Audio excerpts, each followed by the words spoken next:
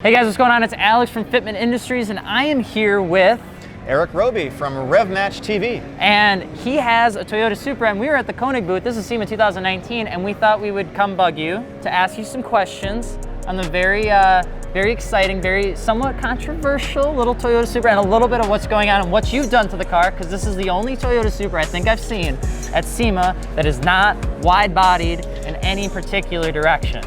Right, I mean, it hasn't been a controversial car, obviously.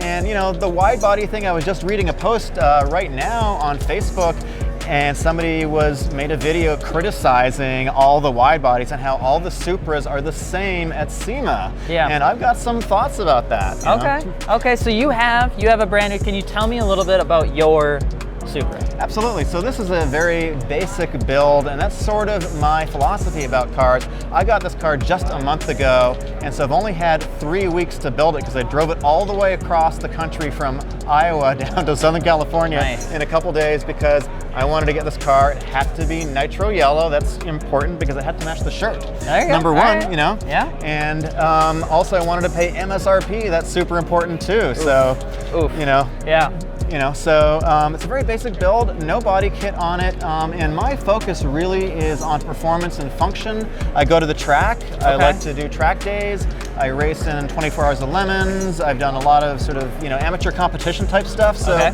my build is really focused on less on power and going in a straight line and more on how the car is going to handle. A little bit of driving experience, if you will. So what do you have done to the car? Tell me that. So right now we've got it's a couple of basic things. We've got suspension by Feal.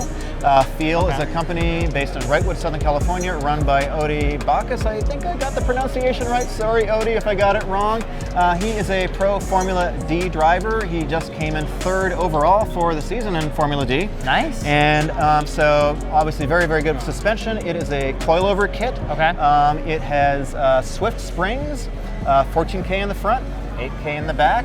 And it's a little bit lowered. It's fully adjustable kit, and it's a little bit lowered. And right now, I'm just got it here to sort of dialing it in, so it's not quite perfect, but it's pretty good. I'm taking it to the track, and I'm also driving it on the street. So I want something that's a good compromise. That's not going to be super harsh, but also, you know, it's fully adjustable. So. And then you have the new Koenigs on there, right? I do. Now? Yeah. So these are the what size are the Koenigs? So these are the 18 by 9.5 front. They're the hypergrams. Sure. And what's nice about these is they have the polished lip on them. So this is like a new finish for this year. And the dark gray metallic spokes. Yeah, very cool. So if you guys don't know, Koenig has that freeform. We talked about it a million times, but it's a rotary forged wheel, face is cast, barrel is forged, helps make the wheel lighter, and of course, Koenig has like locked in terms of their price point and what you can get and the sizing that you can get for it. And the wheels look really good. Koenig has always been about the sport compact scene, so it's cool to see it. And then you have a large carbon fiber wang with an A, not an I, on the back. And do you like that? Is that? You know, who doesn't like a big wang? Nope. Well, when you say it like that, it's a little controversial, but it's okay. It doesn't matter. So let's talk a little bit. I just have a couple questions. So I remember when we first knew that your car was going to be here, we talked a little bit about that you have some opinions on people that don't like the Toyota Supra. Now, I have never driven Toyota Supra. I know that the interior bits are from BMW. I know that the motor bits are from BMW. The design was a collaboration between Toyota and BMW, but predominantly Toyota. Is it as bad as what people say? Are people making stuff up? Are they not making stuff up? Tell me the truth. So I like the way it drives. I'll just put it out there. It's really fun to drive. It's a really engaging car. Yeah, it's got an automatic transmission, but you know, so do a lot of things. It's an 8-speed DCT, right? No, it's an 8-speed automatic. It's the ZF8HP. It's a very well-tuned transmission, and it's also one of the most popular transmissions on the planet. It can handle a lot of torque, and knowing that people are going to be tuning the cars, I think that's pretty important. So this goes in a quarter mile in like 12.5 seconds or something ridiculous like that. So it is a quick car, even in a straight line where it's not really looks like it's built to do. It goes pretty fast. It's pretty quick. So why do you think people don't like it? People don't like it because there's a lot of purists that really like the A80, the previous generation Supra, which was one right over there. They don't really care about the other Supras. They don't care about the A60 or the A70. They only care about the A80. We've talked about this before. You know, so these are the purists, are the people who love the internet. They love memes.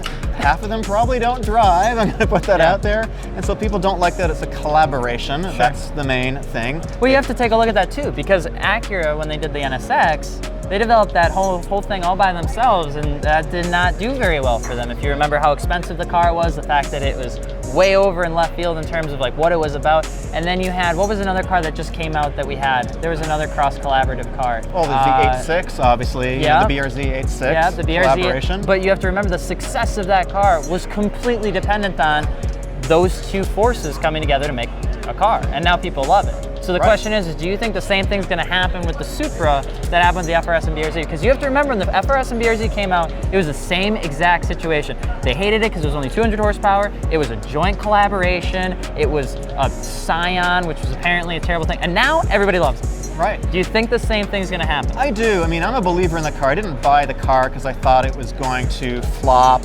You know, I didn't think it was going to be another NSX. The community, you know, I've been posting on YouTube a lot about this car. I've been following this car since before since it was announced, basically. Yeah. I've got like 30 or 40 videos before, you know, I got the car. Yeah. And I've sort of been following the opinion of the car over time. It was very, very negative at first. Looking at the comments, probably 50% negative comments or more. And then now, as the car got released, the comments, at least on my channel and the other channels, pretty positive. Yeah, there's always like the naysayer in there. Oh, it's a BMW. It's like, yeah, it's a BMW, you know, and it drives like a BMW. I don't think it's a bad thing. BMW has a really refined sort of driving style. It drives really nicely. It turns in really nicely. It's a very short wheelbase. It's a really engaging, fun car to drive, and yeah, it drives like a BMW, and I think that's a good thing. So what do you think, in your opinion, you got to tell me, what is your favorite thing about the new A90, and what is the thing that you like the least? What is the thing that you hate the most about the car? Gosh, there's not many people out there that have this skill yet. I mean, besides obviously of your big influencers and stuff like that, but there's not a lot of people that have actually really given their take on this car, that are normal people. Yeah, so I've driven this car 3,800 miles in a month or something like that, so I've got a lot of miles on it. I guess the number one thing that I like about it, it's sort of hard to pick one, but I really do like the styling a lot. It's really grown on me, and I really like how fun it is to drive. It's really engaging. Yeah. That's the number one thing to me when you get a car. It's got to be engaging. Yeah. And the other thing, what do I like the least? What do you not like? What do you not like? There's got to be something. All right, there's got to be something.